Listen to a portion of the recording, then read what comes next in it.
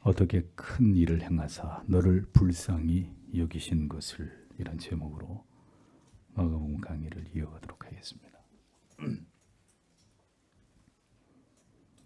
하나님의 자녀된 우리들에게 어떤 놀라운 일들이 일어나게 되었는지를 깨달아 알게 되는 일은 우리의 인생 속에서 우리를 가장 감격스럽게 하는 일이 아닐 수 없습니다.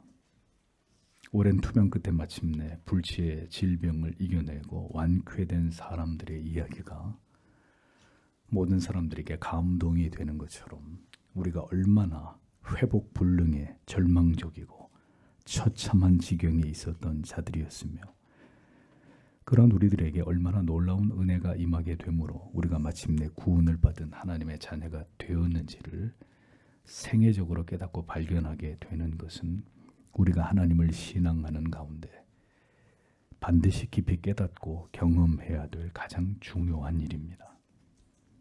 종교적 관성에 따라서 오랜 시간 동안 단지 습관적으로 교회에 나오는 것에서 벗어나서 마침내 우리에게 임한 구원의 실체를 우리가 경험하게 되는 일을 주님 앞에 나오는 모든 자들은 언제나 간절히 사모해야 합니다.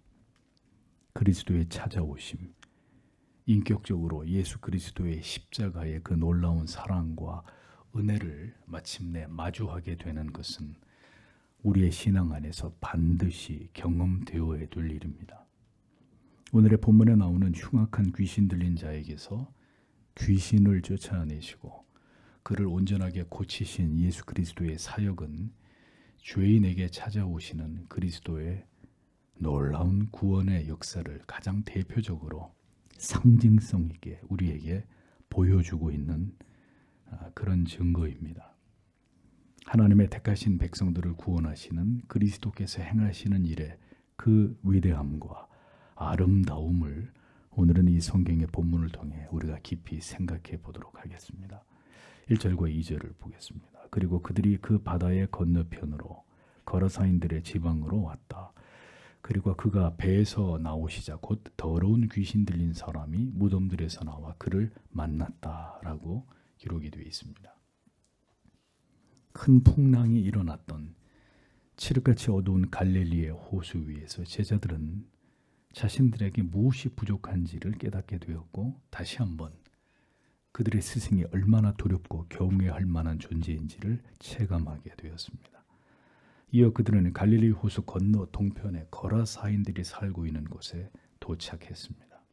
마태복음에는 이 지역의 지명을 가다라 지방이라고 기록을 하고 있는데, 두 지역 모두 갈릴리 동쪽에 위치한 서로 인접한 지역이기에 두 가지 지역의 이름이 복음서에 각각 기록되어 있는 것을 볼 수 있습니다. 가는 곳마다 많은 인파로 인해서 그들을 고치고 치유하시는 일로 인해서 몹시 육체가 고단한 가운데 계셨던 주님은 배 고물에서 태풍이 불어와도 아랑곳하지 않고 잠을 주무셔야만 했습니다. 인자는 머리 둘 곳조차 없다고 말씀하신 참으로 고단한 삶을 주님은 공생애 동안 이 땅에서 살아가셨습니다. 그런데 호수를 건너오자 주님을 기다리고 있었던 것은 편안한 환대와 휴식이 아니라 그 지역에서 누구든지 다 알고 있는 귀신에게 사로잡힌 포악한 자가 주님을 맞이하고 있었습니다. 죄인들을 향하신 끝없으신 사랑이 아니라면 도무지 감당하실 수 없는 일들이 주님께서 가시는 곳마다 주님을 기다리고 있었습니다. 배에서 내리시자마자 주님은 더러운 귀신 들린 사람과 마주하게 되셨는데, 그는 무덤 사이에 거하고 있을 만큼 흉측한 자였습니다. 주님께서 항상 마주하시는 자들은 그 지역의 유지나 권세나 부귀와 영화를 가진, 부귀와 명예를 가진 높은 지위의 사람들이 아니었습니다. 누구나 가까이 하고자 하지 않았던 병자들과 귀신 들린 자들과 세리와 죄인들, 주님은 늘 그들과 함께 하셨습니다. 무덤은 저주의 장소이고 두려움의 장소였습니다. 이 귀신 들린 자는 마을에서 떠나 무덤을 거처로 삼고 그곳에서 사람들에게 버려진 채로 아무런 도움을 받지 못한 채 짐승처럼 살아가고 있었던 그런 사람이었습니다. 이스라엘 백성들은 여호와 하나님을 믿는 선민임에도 불구하고 귀신과 귀신 들린 자를 두려워하면서 이 같은 자를 위해서 아무런 조치도 취하지 못하고 있었습니다. 그저 그를 광인 취급하면서 결박해 놓으려고 했을 뿐이었던 것을 성경은 우리에게 보여주고 있습니다. 3절에서 5절을 보면 그는 무덤들 사이에 거처를 가지고 있었다. 그리고 아무도 더 이상 쇠사슬로 그를 묶을 수 없었다. 그 때문에 여러 번 쇠고랑들과 쇠사슬에 묶였으니 그에 의해 끊기고 쇠사슬들과 쇠고랑들이 깨뜨려져서 아무도 그를 제어할 수 없었다. 그리고 밤과 낮 내내 무덤들 사이에서 그리고 산들 사이에서 그가 소리 지르고 그 자신을 돌들로 상하게 하고 있었다. 이렇게 기록되어 있습니다. 무덤들 사이가 이 귀신 들린 자가 기거하던 거처였습니다. 사람들은 처음에는 쇠사슬과 쇠고랑을 사용해서 그를 결박해서 붙들어 두려고 했습니다. 그러나 그때마다 번번이 그는 이것들을 모두 다 끊어버리고 도망을 쳤고, 그래서 더 이상 누구도 그를 제어할 수 없는 포기 상태에 그는 놓여 있었던 겁니다. 그의 모습을 설명하기를 낮에도 심지어 밤까지도 무덤들 사이를 뛰어다니면서 산속에서 괴성을 지르면서 스스로 돌을 가지고 자기 몸을 상하게 하고 있었다. 이렇게 기록되어 있습니다. 누가복음의 기록에 의하면 그는 발가벗고 나체로 돌아다녔다고 기록된 것을 보게 됩니다. 이 귀신 들린 자의 모습을 보십시오. 그는 정상적인 사람과 같지 않았고 누구도 제어할 수 없는 괴력을 가졌고 수치와 부끄러움을 모르고 스스로 자신을 학대하며 괴성을 지르고 있었습니다. 사람들은 그를 두려워한 나머지 쇠사슬과 고랑을 동원해서 여러 번 그를 묶고 두려 했습니다. 사람들이 그에게 해줄 수 있는 것은 이것이 전부였던 거죠. 그를 치료하거나 귀신을 물리칠 능력이 전무했기 때문에 그들은 스스로 두려운 나머지 자신들을 해할 수 없도록 그를 그저 쇠사슬을 이용해서 그냥 묶고 두려고 했을 뿐이었습니다.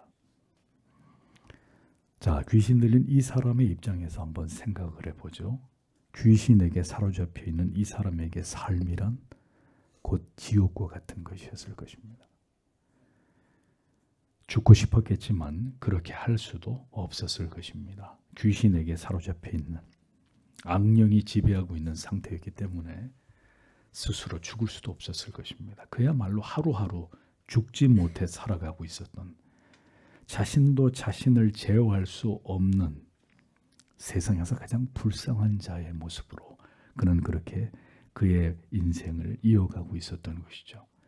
가족을 비롯한 모두에게 버림을 받고 모두가 두려워하는 사람 취급을 받으면서 괴물 같은 존재로 그렇게 살아가고 있었을 뿐이었습니다. 성도 여러분, 이 귀신 들린 자가 영적으로 누구를 의미하는 것일까요? 전적으로 타락하고 부패하고 무능한 죄인들, 마귀의 자식들로 살아가던 바로 우리들의 모습입니다. 부끄러움도 수치도 모르고 그 포악한 성격이 드러나면 자신도 억제하지 못해서 언제나 가까운 사람들에게 씻을 수 없는 상처를 입히면서 살아가던 우리 자신의 모습입니다. 사람이 분노에 사로잡히면 제어할 수 없는 혈기를 드러내고 폭언과 폭력을 휘두르게 됩니다. 아무도 눈에 보이지 않고 자신이 누구인지도 망각해버립니다. 한마디로 미쳐 날뛰게 되는 거죠. 제정신이 돌아왔을 때에야 자신이 왜 그런 말을 했고 그런 행동을 했는지 뒤늦게 후회하고 자신조차도 의아하게 생각합니다. 한번 죄를 향해, 유혹을 향해 빠져들게 되면 가족도 그 누구도 말릴 수 없이 그 죄에 깊이 빠져들고 기어이 극악한 길로 가버리고 마는 것이 죄인들의 모습. 우리가 예수 밖에서 이 세상에서 살던 모습이었습니다. 부끄러우면서 수치도 모르고 자기를 자랑하고 자신이 알고 있는 것만이 가장 옳다 여기고 자신이 가진 것을 뽐내고 자신을 즐겁게 하는 쾌락적인 삶에 젖어 그렇게 살아가던 우리들이었습니다. 우리는 그렇게 무덤 사이에서 괴성을 지르며 발가벗은 몸으로 사람들과 스스로 자신을 자해하던 영적으로 보았을 때 이 귀신 들린 자와 결코 다르지 않은 삶을 살아왔던 자들이었습니다. 누구도 억제시키지 못할 만큼 불같이 화를 내고 누구도 말릴 수 없는 고집과 누구에게도 지지 않으려는 자기의 자존심을 악착같이 지키면서 모든 쇠사슬을 다 끊어버릴 만큼 강력한 죄악의 성품을 쫓아 그렇게 무엇에 홀린 듯 세상에서 돈과 쾌락과 자기 사랑의 지배 속에서 살아가던 자들이었습니다. 그렇게 살면서도 전혀 그 삶이 하나님 앞에 얼마나 부끄러운 삶인지 깨닫지 못하고 살아왔던 우리는 그런 아무런 소망이 없는 죄인들이었습니다. 예수를 믿은 이후에도 때때로 우리의 영혼이 무뎌질 때마다 종종 이 옛사람의 모습이 살아나 자신도 통제하지 못하는 죄를 범하고 후회하고 또 회개해야 되는 삶을 우리는 여전히 살아가고 있는 존재들에 지나지 않습니다. 얼마나 불쌍하고 가련한 존재들입니까? 이것이 죄악의 권세에 악령에 붙들려 살아왔던 우리들의 모습입니다.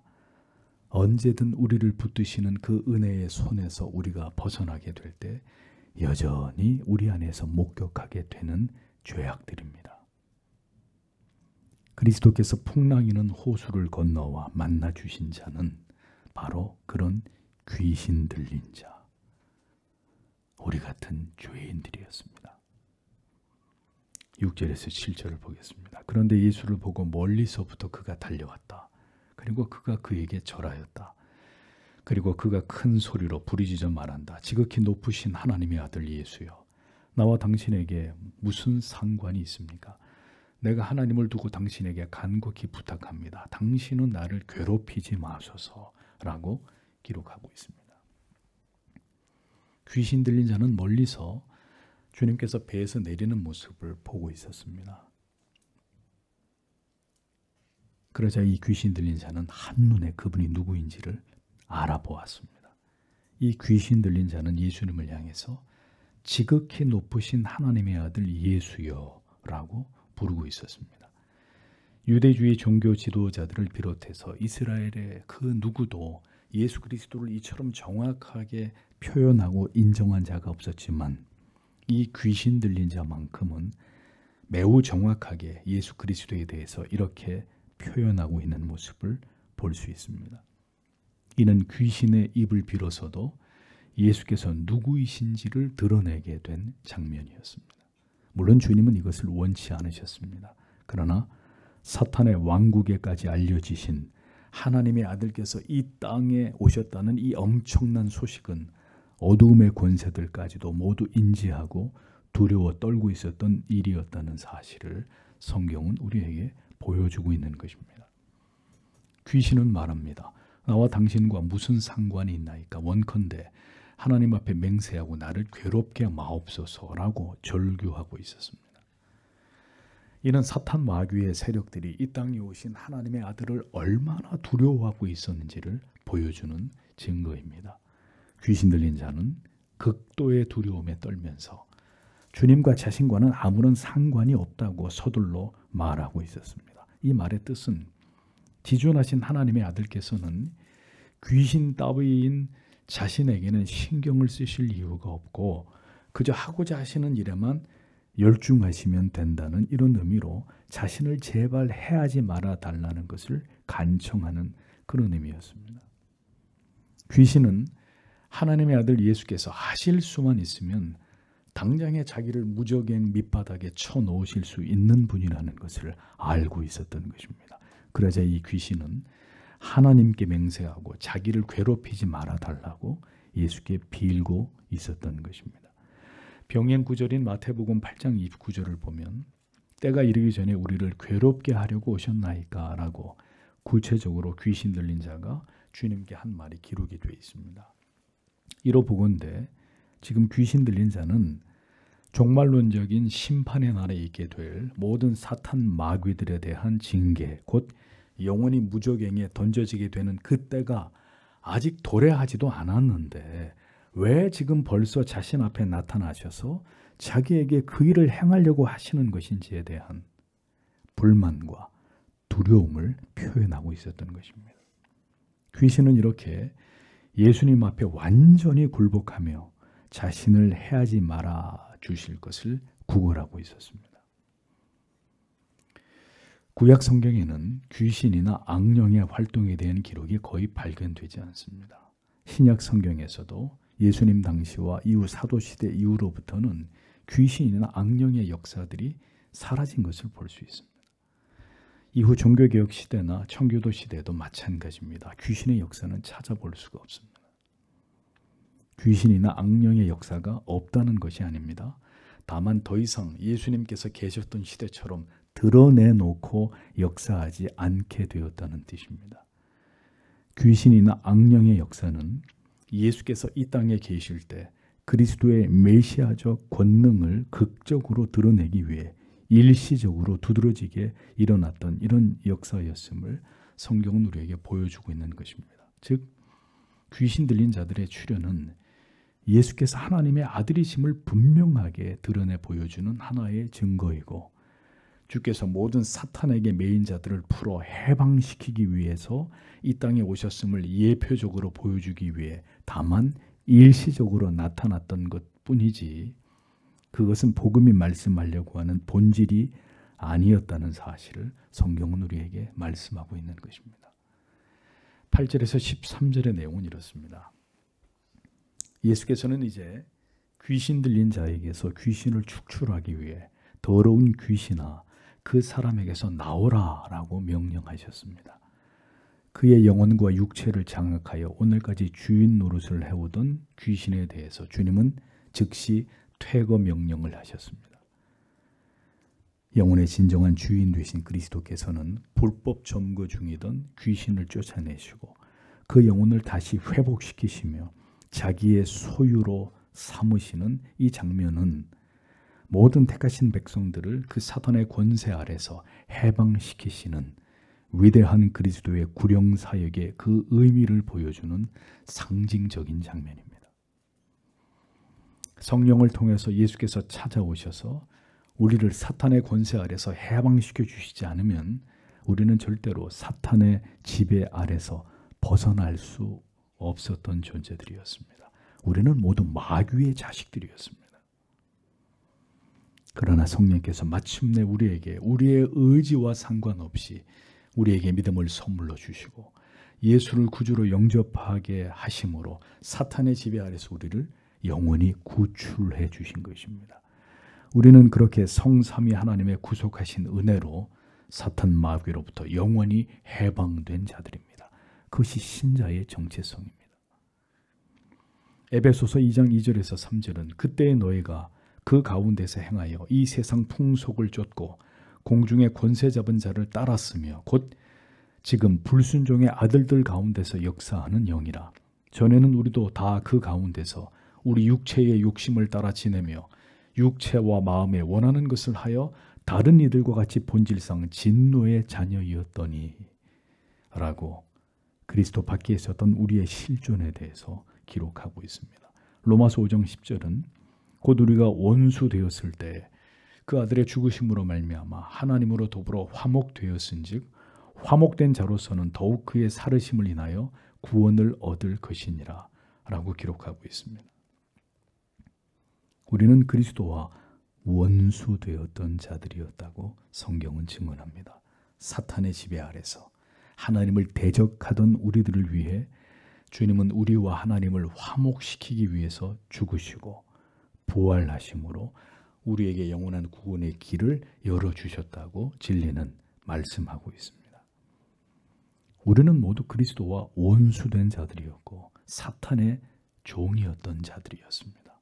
그런 우리를 위해 우리가 그렇게 하나님과 멀어져 있었을 때에도 하나님께서는 우리를 사랑하사 아들을 보내어 우리를 구원하시기로 하셨다고 성경은 말씀하고 있습니다. 이것은 무엇을 보여주는 것입니까?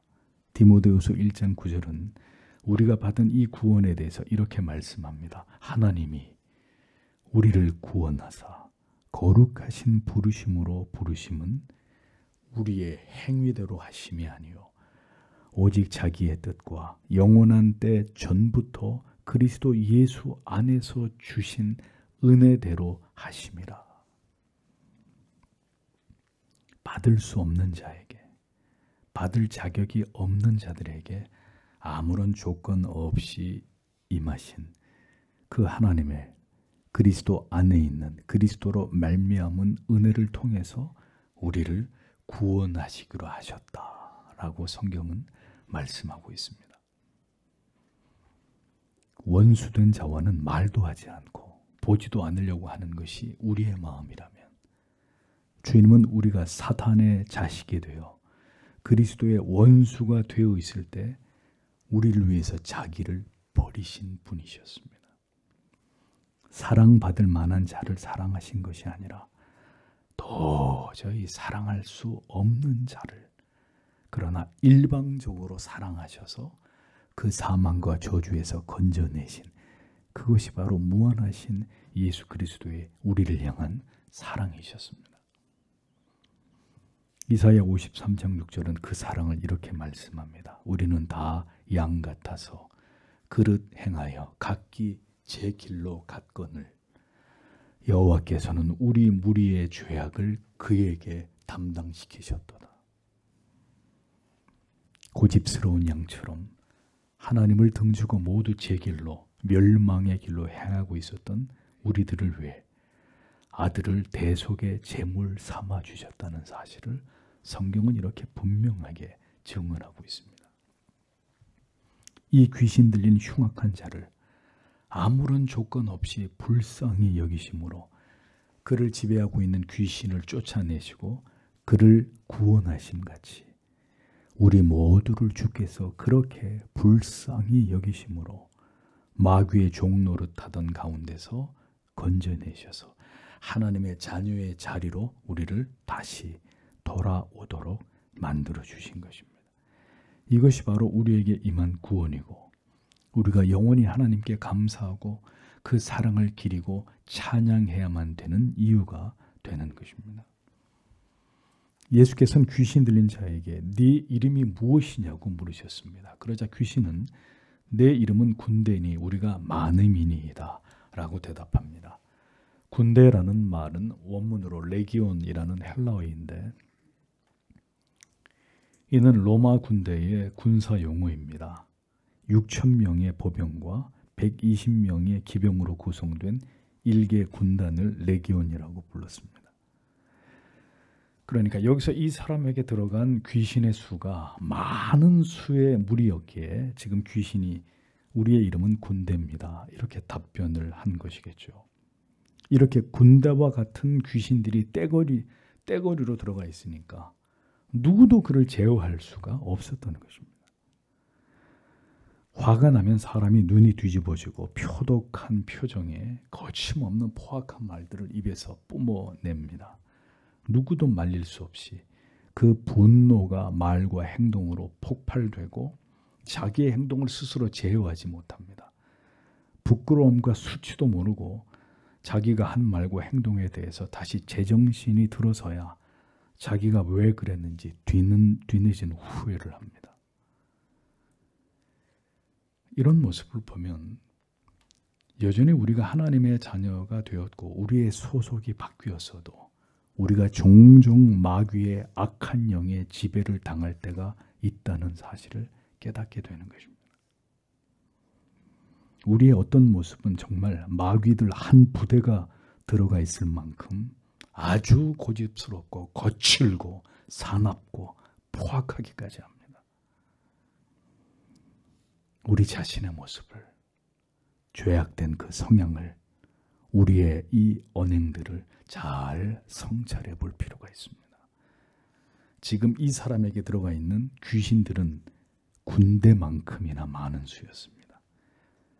그렇게 많은 귀신들도 지금 하나님의 아들 앞에서 오금을 저리고 있었다는 사실을 주목하십시오.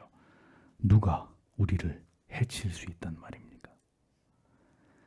그리스도께서 우리와 함께 하신다면 비바람과 풍랑이 치는 배를 침몰시킬 수가 있습니까? 아니면 수천의 군대 같은 귀신과 마귀가 우리를 해할 수 있습니까?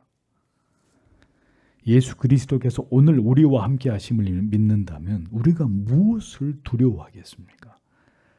우리는 임마누엘 되신 주님을 믿고 의지해야 합니다. 주님께서 누가복음 21장 17절 18절에서 또 너희가 내 이름을 인하여 모든 사람에게 미움을 받을 것이나 모든 사람에게 미움을 받을 것이나 너희 머리털 하나도 상치 아니하리라 라고 약속해 주셨습니다. 군대같이 많은 귀신을 쫓아내 주신 주님께서 오늘 우리가 사랑하는 믿지 않는 가족들 또한 그들을 지배하고 있는 어둠의 영들을 하나님께서 몰아내 주셔서 그들이 그리스도께로 돌아오게 하실 수 있다는 사실을 믿고 우리는 하나님 앞에 기도하는 것을 멈추지 말아야 됩니다. 귀신은 다시 구걸하기를 자기를 이 지방에서 내어보내지 말아줄 것을 간청하고 있었습니다. 그런데 주님과 귀신 들린 자가 대화를 할 때 그 인근에 많은 수의 돼지떼가 먹이를 먹고 있었다고 했습니다. 귀신은 예수님과 타협하기를 자신들이 저 돼지떼에게로 들어가게 해달라고 요청을 하게 됩니다. 이에 주님은 이것을 허락하셨고 다음 순간 거의 2,000마리나 되는 돼지떼가 순식간에 비탈을 달려 갈릴리 호수에 뛰어들어서 몰사하게 되었다고 성경은 기록을 하고 있습니다. 2,000마리입니다. 자, 여러분 눈앞에 이런 광경이 벌어지고 있다고 가정해 보십시오. 참으로 두려운 일일 것입니다. 그렇게 재미난 일은 아닐 것이에요. 언젠가 전염병으로 산채로 살처분을 당하는 수백 마리, 수천 마리의 돼지떼의 모습을 본 적이 있습니다. 인근 마을 사람들은 며칠 동안 낮이고 밤이고 땅 속에서 돼지들이 울부짖는 소리를 들었다는 기사를 본 적이 있습니다. 수천 마리의 돼지떼가 울음소리를 내면서 물에 빠져 죽는 장면은 결코 보기에 아름다운 모습이 아니었을 것입니다. 전대미문의 일이었고 보는 이들 모두가 충격에 빠뜨릴 만한 이런 사건이었을 것입니다. 왜 주님은 귀신의 청을 들어주신 것일까요? 주님께서는 한 명의 영혼이 2,000마리의 돼지보다 주님께는 더 귀한 가치였고 2,000마리의 돼지가 물에 빠져 몰사하는 이 믿기 힘든 광경을 통해서 다시 한번 이 수많은 귀신도 예수께 굴복당하는 이 메시아적인 권능이 나타나게 되는 것을 주님이 원하셨기 때문입니다. 이 한 사람 속에 들어간 귀신의 수가 이같이 많았고 그렇지만 이 귀신들이 모두 예수 그리스도의 권능 앞에 모두 축출되었음을 보여주는 증거로 삼기를 원하셨다는 것입니다. 귀신이 떠나가고 제정신이 돌아온 사람은 자기에게 얼마나 많은 귀신이 들어갔고 그 귀신들을 주께서 쫓아내 주셨는지를 두 눈으로 확인할 수 있었을 것입니다. 이 세상이 마귀가 얼마나 많든지 그들의 존재가 얼마나 막강한 힘을 가지고 있든지 성도 여러분, 그것이 중요한 것이 아닙니다. 주께서 함께 하시는 우리를 하나님의 허락하심이 아니라면 모든 귀신과 악령들이 우리를 지금처럼 손 하나 까딱할 수 없다는 사실이 중요할 따름입니다. 여러분은 이 예수 그리스도께서 여러분과 함께 하심을 믿으십니까? 어떤 괴로움과 염려와 근심과 두려움도 여러분을 해할 수 없다는 사실을 잊어서는 안 됩니다. 우리가 오늘도 두려운 것은, 염려하고 걱정하는 것은 우리에게 이 예수 그리스도에 대한 지식과 믿음이 부족하기 때문입니다. 임마누엘 되어주시는 주님이 오늘도 나와 함께 하심을 믿는 믿음 주시기를 기도하십시오. 그 믿음이 모든 것을 이기도록 우리 안에서 역사할 것입니다. 14절과 15절을 보십시오. 그래서 그것들을 방목하던 자들이 도망하였다. 그리고 그들이 성읍과 촌락들에 보고하였다. 그리고 그들이 그것이 어떻게 일어난 것인지 보러 왔다. 그리고 그들이 예수께로 온다. 그리고 그들이 옷을 입고 정신이 온전하여 앉아있는 귀신 들렸던 자를, 군단을 가졌던 자를 살펴본다라고 기록이 되어 있습니다. 치던 돼지가 몰사하자 현장에서 돼지를 치던 자들은 혼비백산했습니다. 믿겨지지 않는 일이 그들 눈앞에 일어났기 때문이죠. 그들은 즉시 마을로 내려가서 사람들에게 이 사실을 고하게 됩니다. 2,000마리나 되는 돼지들이었기에 이것은 한 사람의 소유라기보다는 여러 사람들이 공동으로 소유한 돼지들이었을 것이고 아마도 위탁을 받아서 몇몇 사람이 그 돼지를 치고 있었던 이런 상황으로 보입니다. 돼지를 치던 자들에게 소식을 들은 마을 사람들, 이 돼지의 소유자들을 비롯한 마을 사람들이었겠죠. 이 사실을 확인해 보기 위해서 예수님이 계신 곳으로 몰려오게 되었습니다. 그들은 귀신이 들려 무덤가에 거하면서 벌거벗은 채로 괴성을 지르며 돌아다니던 누구도 제어하지 못하던 그 자가 옷을 입고 정신이 온전한 상태로 앉아있는 것을 먼저 목도하게 되었습니다. 그러자 그들은 이 되어진 일을 보고 모두 두려워했다고 기록하고 있습니다. 그들은 이 놀라운 기적을 확인했습니다. 2,000마리나 좋게 되는 돼지들이 모두 호수에 빠져서 몰사한 일과 그리고 귀신이 들려서 광인처럼 살던 자가 온전한 정신으로 돌아오게 된 이 믿겨지지 않는 현실을 보고 있었습니다. 그러자 그들이 보인 반응이 16절과 17절에 기록이 되어 있습니다. 그리고 그것이 귀신 들렸던 자에게서 어떻게 일어난 것인지 그리고 돼지들에 관하여 본 자들이 그들에게 자세히 설명하였다. 그러자 그들이 그에게 그들의 지역들로부터 떠나시기를 간청하기 시작하였다. 이렇게 기록되어 있습니다. 그들은 매일 지옥을 경험하던 귀신 들린 자가 다시 제정신으로 돌아온 일에 대해서 누구도 기뻐하지 않았고 이 일에 대해서 주님께 감사하는 자도 없었습니다.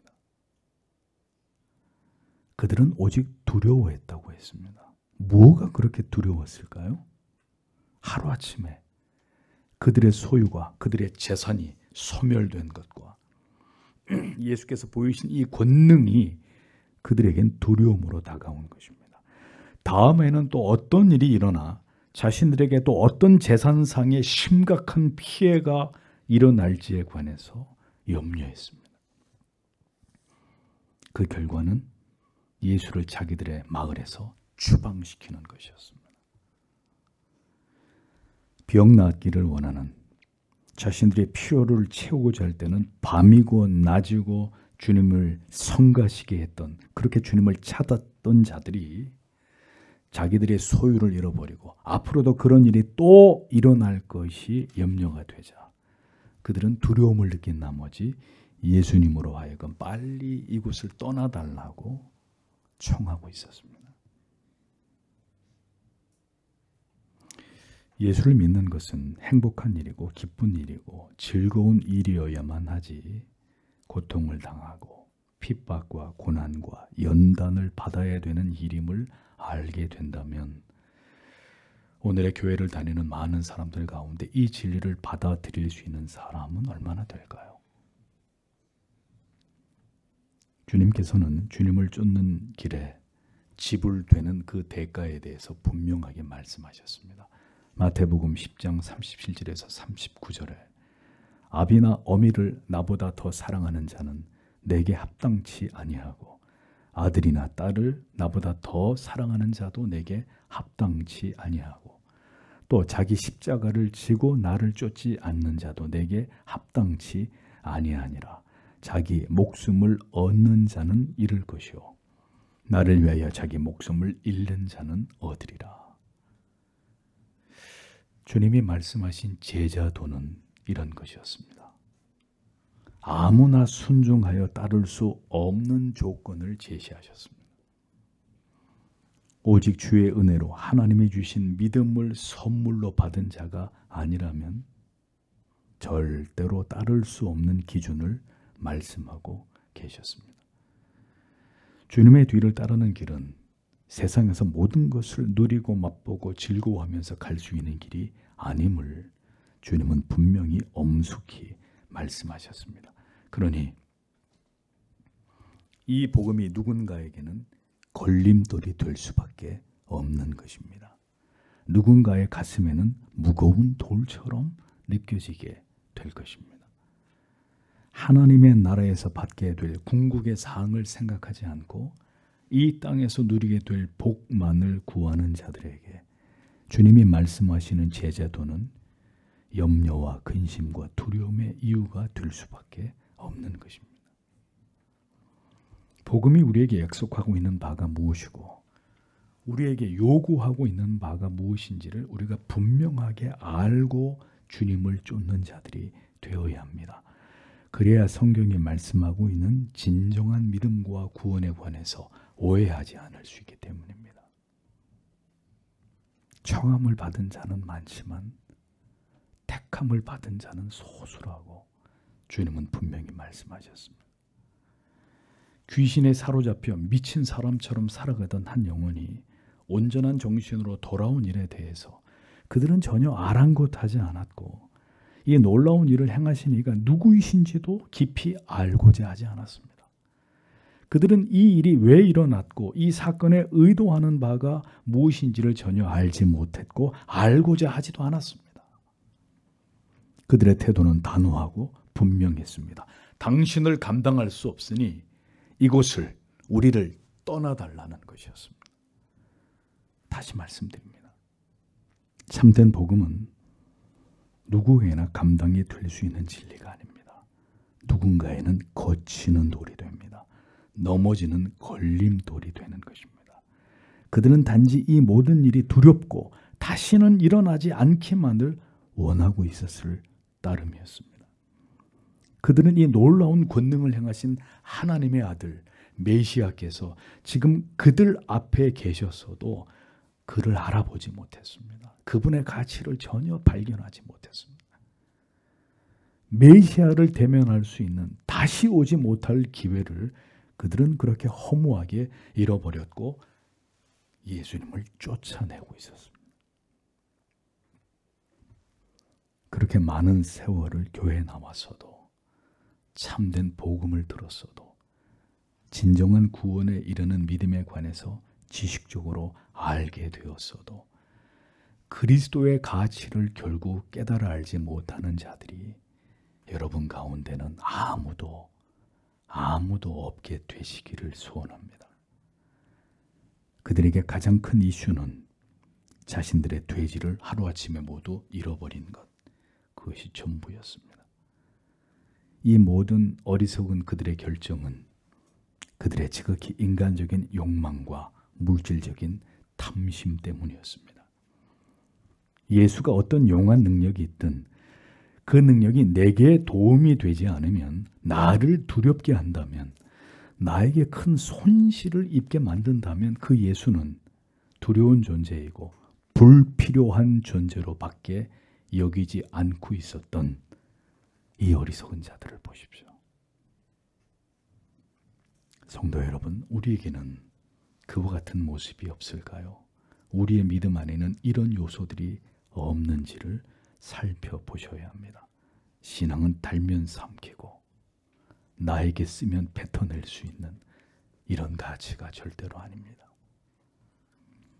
예수를 믿어서 우리가 원하는 모든 것이 이루어지고 형통과 번영과 안정과 행복을 꿈꾸었는데 원하는 것을 얻는 대신 우리에게 고난이 찾아오고 시련과 박해가 여러 고통스러운 일이 찾아오게 될 때 올바른 믿음의 길을 걸어가는 일이 있어서 우리가 지불해야 될 대가가 우리가 생각한 것보다 훨씬 더 크다고 여길 때 우리의 마음은 하나님께서 원하시는 믿음의 길을 끝까지 붙들 수 있을지를 생각해 보십시오.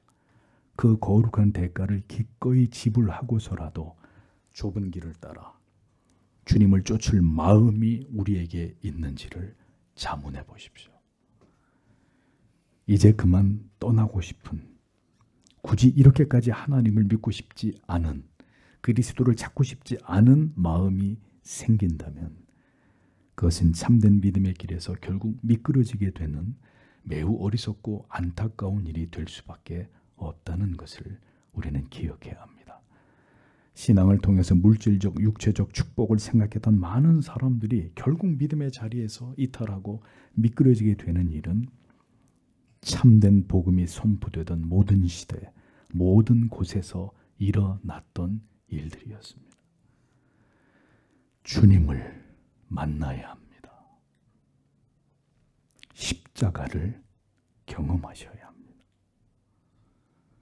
주님께서는 돼지 2,000마리보다 한 영혼을, 당신을 더 귀하게 여기시는 우리의 구주가 되신다는 것을 깊이 발견하고 깨달았을 때 우리는 우리에게 어떤 고난이 찾아와도 절대로 주님을 버리지 않는, 버릴 수 없는 자들이 될 수 있는 것입니다. 이 놀라운 광경을 본 사람들은 모두 예수께서 자기들의 동네에서 속히 떠나기만을 구했지만 이 귀신 들렸던 자는 그렇게 반응하지 않았습니다. 18절에서 20절을 보겠습니다. 그리고 그가 배에 오르실 때 그 귀신 들렸던 사람이 그에게 그와 함께 있기를 간청하였다. 그러나 그가 그에게 허락하지 않았다. 다만 그가 그에게 말씀하신다. 너는 너의 집으로 너희 친척들에게 돌아가라. 그리고 너는 그들에게 주께서 너에게 얼마나 큰 일을 행하셨고 너를 불쌍히 여기셨는지를 보고하라. 그래서 그가 떠났다. 그리고 예수께서 그에게 얼마나 큰 일을 행하였는지 그가 데가볼리에서 선포하기 시작하였다. 그러자 모든 사람들이 놀라고 있었다라고 기록되어 있습니다. 예수께서는 다시 배에 오르셨습니다. 귀신 들린 자를 쫓아내신 이후에 이 일로 그곳 사람들이 예수께 떠나기를 간청했기 때문입니다. 한 영혼을 악령으로부터 건져내시고는 주님은 또다시 발길을 옮기셨습니다. 주님은 두 가지 목적으로 갈릴리 호수를 건너셨던 것이죠. 한 가지는 제자들이 가진 믿음 없음을 그들에게 확인시켜 주시는 것과, 그리고 호수를 건너 군대 귀신에게 붙잡혀 있던 이 가련한 영혼을 그 고통에서 해방시켜 주시기 위함이었습니다.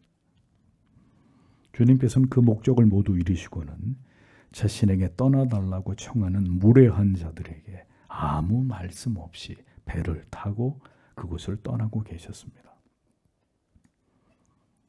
기대하는 바가 없으셨으니 실망하지 않으셨고 그들의 무지함을 아셨으니 분노하지도 않으셨습니다.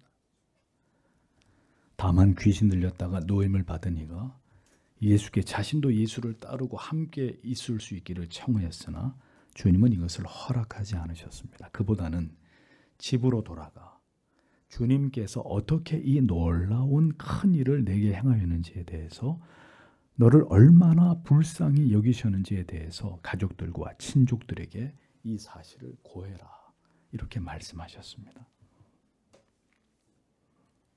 오직 주님만이 우리를 집으로 돌려보내실 수 있는 분이십니다. 우리 모두는 돌아갈 본향을 잃어버린 자들이었습니다. 영원한 안식과 참 평안을 절대로 맛볼 수 없었던 자들이었습니다. 영원히 다시 하나님께로 향할 수 없는 전적으로 부패하고 타락하고 무능한 자들이었습니다. 성도 여러분, 부디 이 진리를 여러분이 아시고 체험하시고 감격하셔야 합니다. 그러면 아무것도 중요하지 않게 여기게 됩니다. 다툴 일도 없고 그렇게 못마땅해 하며 불평하며 살아갈 일도 모두 사라질 것입니다. 하나님의 아들은 우리를 그토록 고대하던 집으로 돌려보내기 위해 우리에게 오신 분이십니다. 귀신 들린 자에게 사랑하는 가족들이 있는 집으로 다시 돌아가게 된 일은 그가 살아있는 동안에 다시는 일어날 수 없는 일이었습니다. 그러나 주님께서는 그를 집으로 가족들에게 다시 돌아가게 하셨습니다. 오늘 주님께서 여러분의 하나님을 멀리 떠난 잃어버린 가족들도 다시 집으로 돌려보내주시기를 간절히 소망합니다. 오직 주님만 정처 없이 귀신 들려 누구도 붙들어 둘 수 없는 벌거벗고 다니면서 수치를 몰랐던 이 불쌍한 영혼을 낫게 하셔서 다시 집으로 향하게 하시는 위대한 메시아이십니다. 주님께서는 그에게 일어난 이 위대한 사건에 대해서 그가 그의 가족들에게 이것을 알리기를 원하셨습니다. 성도 여러분, 여러분의 삶 속에서는, 여러분의 인생 속에서는 하나님께서 어떠한 놀라운 일을 행하셨습니까? 여러분에게는 어떤 생각만으로 눈물이 가득 고이게 되는 하나님께 받은 잊을 수 없는 은혜가 있습니까? 여러분에게 찾아오신 주님을, 여러분의 생애를 변화시키신 주님을 여러분들의 가족들에게도 전하고 알리고 그리스도를 소개하는 일을 이제 우리는 우리 인생 속에서 힘써 행하는 자들이 되어야 하지 않겠습니까? 그것이 먼저 당신을 주께로 부르신 이유라는 사실을 잊어서는 안 됩니다. 그러니 먼저 그리스도인이 되십시오. 군대 귀신으로부터 벗어난 이 생애적인 은혜와 감격을 경험한 진정으로 주님을 만난 자들이 되십시오. 그로 인해서 그 예수를 여러분의 사랑하는 가족들에게도 힘써 전하는 사명을 감당하는 우리가 되기를 소원합니다. 주님의 말씀에 순종하여 이 귀신 들렸던 자는 집으로 돌아갔습니다. 그리고 데가볼리에서 자기에게 일어난 일을 힘써 전파했다. 성경은 이렇게 기록하고 있습니다. 전도는 내게 일어난 일, 나 같은 죄인에게 마침내 일어나고야만 그 감격적인 사실, 내가 예수 그리스도를 구주로 믿어 사탄 마귀의 종로로 타던 죄인이 마침내 영생 얻은 하나님의 나라를 소유하게 된 하나님의 자녀 된 것을 힘써 전하는 삶을 살아가게 되는 매우 자연스러운 것이 전도입니다. 내게 이런 일이 일어났습니다. 그 일을 행하신 이가 하나님이시고 그의 아들 예수 그리스도가 나에게 죄사함의 은혜를 통해 나를 구원하신 그분이 나의 구주이십니다. 내게 이런 일이 일어나고야 말았습니다. 라는 것을 이야기하는 것이 전도입니다. 진정으로 주님을 만난 자에게는 감추어지지 않는 일이 바로 복음을, 그리스도를 전하는 일입니다. 교회를 다녀도 이처럼 침묵하는 사람이 많다는 것은 뭘 의미할까요? 교회는 다니지만, 예배는 나오지만 주님을 인격적으로 그 십자가를 생생하게 생애적으로 경험한 자들이 많지 않음을 보여주는 것입니다.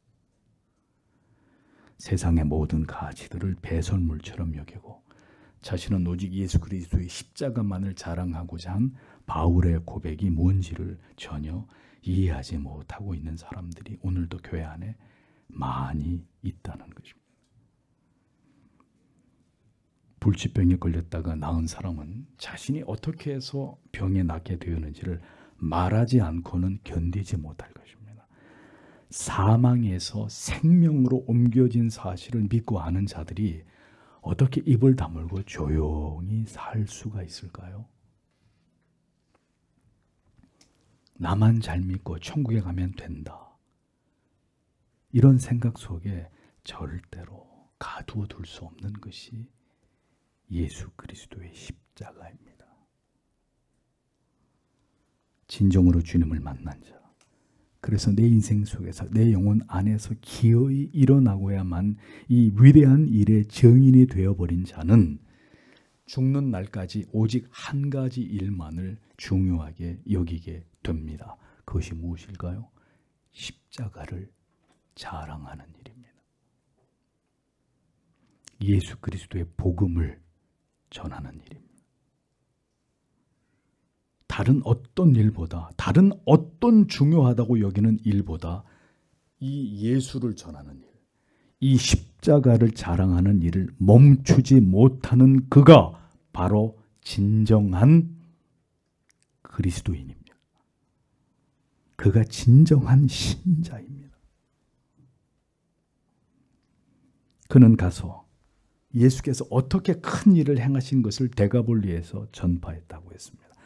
어떻게 큰 일을 행하사 너를 불쌍히 여긴 것을 전하지 않을 수 없는 자들, 그들이 그리스도를 만난 사람들입니다. 우리의 지식을 자랑하거나 우리의 화려한 커리어를 자랑하는 어리석은 자들이 되어서는 안 됩니다. 우리의 인생을 돌아보십시오. 하나님께서 어떻게 오늘 이 자리까지 우리의 인생을 이끌어 오셨는지를 생각해 보십시오. 우리의 모습은 모두 귀신 들린 자와 같았습니다. 누구도 우리를 말릴 수 없을 만큼 우리의 고집대로, 우리의 뜻대로 인생을 살아온 자들이었습니다. 언제나 나를 위해서, 나를 가장 사랑하고 나의 행복에만 집착하면서 그렇게 인생을 살아온 마귀의 종 노릇하던 우리들이었습니다. 그런 우리에게 주님은 찾아와 주시고 우리의 인생의 방향을 바꾸셔서 하나님 없는 공허한 삶이 아니라 그리스도 예수 안에서 복되고 영광스럽고 가장 아름다운 끝이 기다리는 삶으로 우리를 인도해 주셨습니다. 어떻게 큰 일을 행하심으로 우리를 불쌍히 여겨 하나님의 자녀 삼아 주셨는지를 결코 잊지 않는 자들이 되어야 합니다. 그리고 우리의 삶은 이제 온전히 이 예수 그리스도를 전하고 복음을 알리는 삶을 이 땅에서 살아가야 합니다. 그것이 우리를 이 세상에서 불러주신 이유입니다. 사탄의 지배 아래 살아가던 우리를 빛 가운데로 이끌어 주신 궁극의 목적임을 우리는 기억해야 합니다. 데가볼리는 갈릴리 호수 동편과 요단강가에 인접한 10개의 도시를 가리킵니다. 로마의 통치자들이 유대인들의 민족주의를 와해시키기 위해서 헬라 로마의 문화를 이식해 놓은 그런 도시들이었습니다. 10개의 도시는 거라사, 가다라, 담메색, 필라델피아, 스케토폴리스, 히포, 펠라, 라파나, 디온, 캐나다, 이 10개의 도시였습니다. 예수께로부터 나음을 입은 이 귀신 들렸던 자는 최초의 평신도 선교사로서 사명을 받은 것이었습니다. 군대 귀신에 의해 고통을 받았던 이 극악한 괴로움에 시달렸던 이 사람은 아직 예수의 제자들도 시작하지 않은 사도적 사명을 가지고 죄악이 넘치는 도시들로 나아가 예수 그리스도의 복음을 전파하는 사명을 감당하게 되었던 것입니다. 큰 아픔과 괴로움과 고통의 긴 세월 속에서 건져내셔서 주님은 그를 이처럼 이방인들이 세운 당대 가장 화려한 도시들에서 예수 그리스도의 복음을 전하는 사명자로 주님은 그를 그렇게 사용하셨습니다. 이것이 오늘도 하나님이 행하시는 크고 놀랍고 신비한 일들입니다. 군대 귀신에 사로잡혀 광인의 삶을 살던 자를 새롭게 하셔서 모든 도시를 돌아다니면서 예수께서 행하신 일을 전하며 그리스도가 구주이심을 전파하는 도구로 하나님은 그를 사용하신 것입니다. 성도 여러분, 주님께서 여러분을, 우리를 왜 부르셨습니까?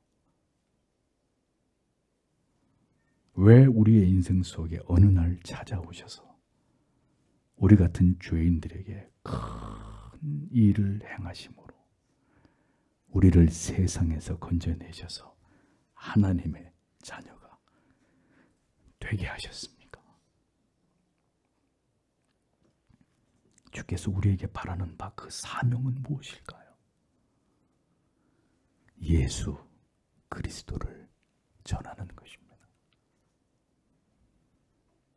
행복하게 즐겁게 살다가 천국에 가면 그만이 아니라 이같이 형언할 길이 없는 큰 은혜로 우리를 하나님의 자녀 삼아 주신 이 하나님의 사랑을 이 세상에 전하는 자 되기를 오늘도 하나님은 우리에게 기대하고 계신다 하는 것을 잊지 말아야 합니다. 전도는 다른 것을 말하는 것이 아닙니다. 내게 찾아오신 그리스도를, 나를 변화시키신 그 하나님의 사랑과 은혜를 증언하는 것입니다. 내게 어떤 일을 행하셨는지를 진솔하게 말하는 것입니다. 예수 그리스도의 십자가가 그 하나님의 사랑이 나를 어떻게 변화시켜 놓았는지를 우리가 만나는 사람들에게 들려주는 것입니다. 신자의 가슴 속에는 말로 다 표현할 수 없는 그리스도의 은혜가 선명하게 각인되어 있어야 합니다.